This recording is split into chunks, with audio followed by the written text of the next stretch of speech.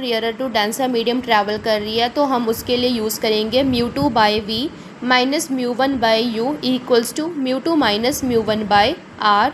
फिर है अगर हमारी light denser to rarer travel कर रही है तो उसके लिए हम यूज़ करेंगे म्यू2 बाई यू माइनस म्यू1 बाई वी इक्वल्स टू म्यू2 माइनस म्यू1 by R. Here are some assumptions related to lens maker formula. First is the object should be a point object. Object होना चाहिए. The lens should be thin so that the distance from pole and optical center are equal.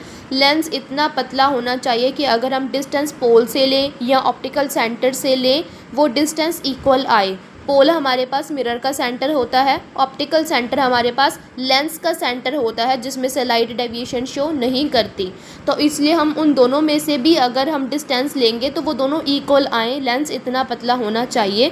The aperture of the lens should be small. Lens का aperture भी बहुत ज़्यादा छोटा होना चाहिए।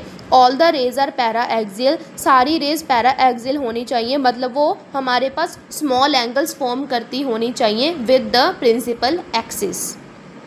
सो lens maker formula ये हमारे पास एक रिलेशन प्रोवाइड करता है between F mu and R, where F is the focal length of the lens, mu is the refractive index and R is the radius of the lens. For the derivation of lens maker formula हम consider कर रहे हैं convex lens.